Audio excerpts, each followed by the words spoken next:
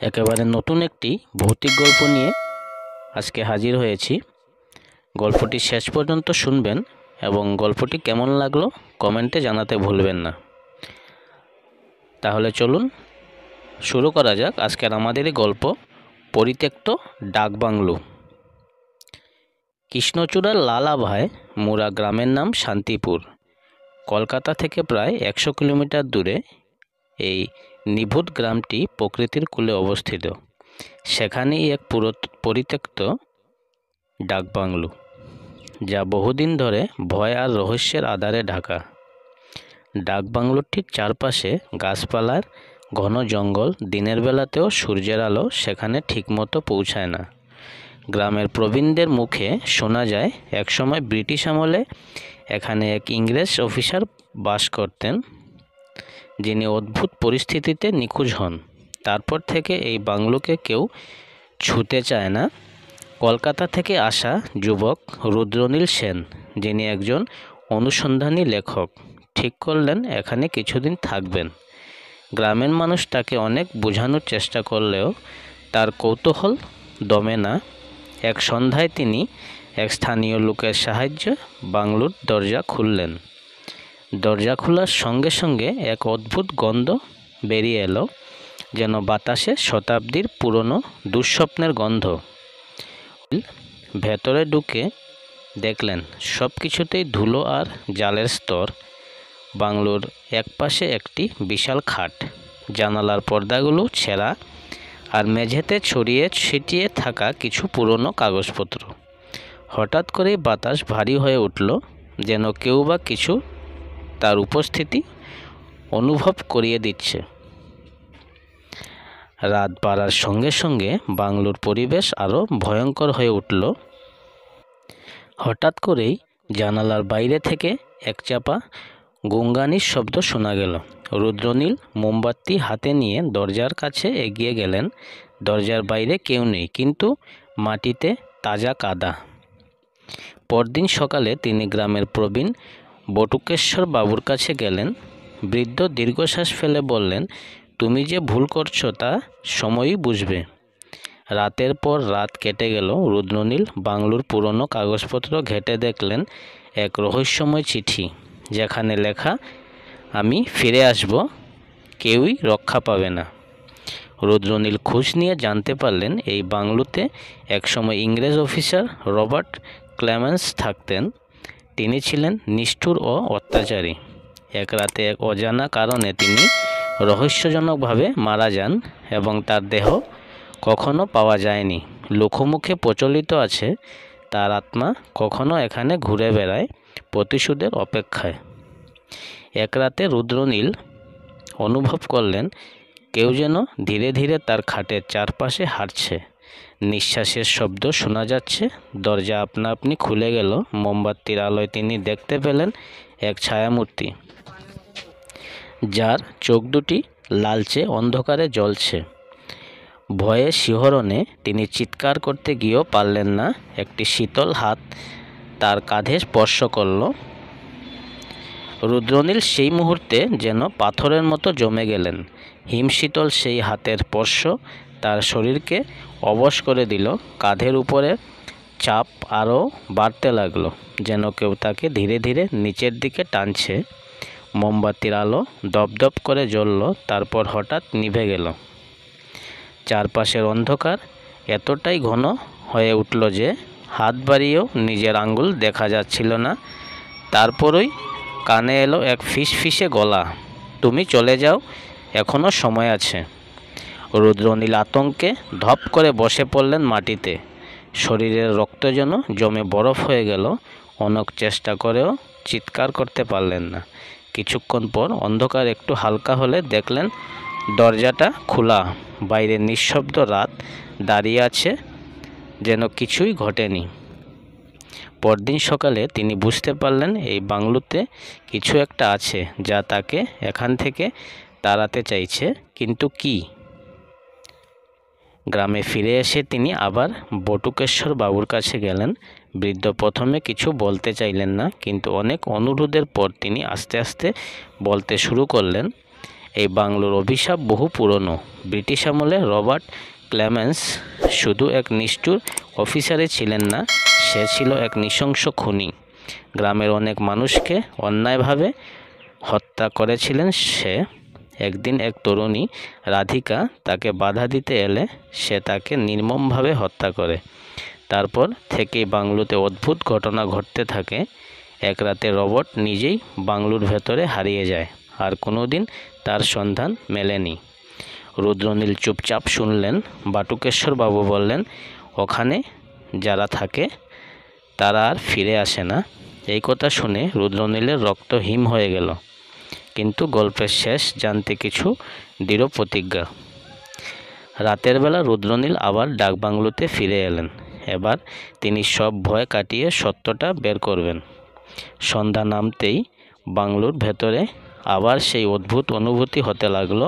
বাতাস ভারী হয়ে উঠল, দেওয়ালের ছায়াগুলো যেন নড়ছে। ঘরের মাঝখানে সেই পুরনো কাগজের স্তূপে এবার তিনি খুঁজে পেলেন একটা পুরনো ডায়েরি। ডায়েরির প্রথম পাতায় লেখা, আমার নাম রাধিকা, যদি কেউ এই লেখাটি পড়ে তবে জেনে রেখো আমি কখনো এখানেই আছি। রুদ্রনীল স্তম্ভিত হয়ে পড়লেন। ডায়েরির পাতাগুলো উল্টাতেই কেমন যেন একটা গরম বাতাস বইতে লাগলো। ঘরের বাইরে যেন কেউ তার ঠিক পাশেই দাঁড়িয়ে আছে। আমি এখানেই আছি। চমকে উঠে রুদ্রনীল চারপাশে তাকালেন। বাংলোর দরজা বন্ধ হয়ে গেছে, আলো নিভে গেল, আর ঘরের কোণ থেকে এক অন্ধকার ছায়া ধীরে ধীরে এগিয়ে এলো। সেই ছায়ার মাঝে মাঝে স্পষ্ট হয়ে উঠল এক তরুণীর অব্যয় রাধিকা। তার মুখে এক গভীর কষ্টের ছাপ, চোখ দুটো যেন অতল অন্ধকারে ডুবে গেছে। সে ফিসফিস করে বলল, আমার প্রতিশোধ এখনো অসম্পূর্ণ। রুদ্রনীল কিছু বলতে গিয়েও গলায় শব্দ পেলেন না। রাধিকার ছায়ামূর্তি ধীরে ধীরে স্পষ্ট হয়ে উঠল। বাতাস হিম হয়ে গেল, আর সেই ছায়ার সঙ্গে সঙ্গে বাংলোর মেঝেতে কিছু আলগা ধুলো উড়ে উঠে স্পষ্ট উঠল কয়েকটি রক্তমাখা পায়ের ছাপ। রাধিকার করুণ দৃষ্টি রুদ্রনীলের দিকে স্থির ছিল। তারপর সে কাঁপা কাঁপা কণ্ঠে বলল, তুমি চলে যাও, ও কখনো এখানে আছে, ও সব কিছু দেখে। ও কে? রুদ্রনীল সাহস করে জিজ্ঞাসা করল। রাধিকার ঠোঁট কাঁপল, কিন্তু সে কিছু বলল না, শুধু ধীরে ধীরে হাত তুলে জানালার বাইরে ইশারা করল। রুদ্রনীল জানালার দিকে তাকালেন, আর তার ভেতরের রক্ত হিম হয়ে গেল। বাইরে দাঁড়িয়ে আছে এক ছায়ামূর্তি, দীর্ঘদেহী, বিবর্ণ মুখ, ফ্যাকাশে চোখ। সে স্থির দাঁড়িয়ে আছে, যেন অপেক্ষা করছে। রুদ্রনীল শ্বাস নিতে ভুলে গেলেন। তার সামনে দাঁড়িয়ে থাকা মূর্তিটি এক পলকও নড়ছে না, কিন্তু তার হাড়গিরা চোখ দুটি যেন গভীর অন্ধকারে ডুবে আছে, নিশার অথচ ভয়াল। ও চলে এসেছে, ও জানে তুমি এখানে আছো। রাধিকার কণ্ঠ ফিসফিস করে উঠল। এক মুহূর্তের জন্য চারপাশ নিস্তব্ধ হয়ে গেল। তারপরই হঠাৎ এক প্রবল বাতাস বইতে লাগলো।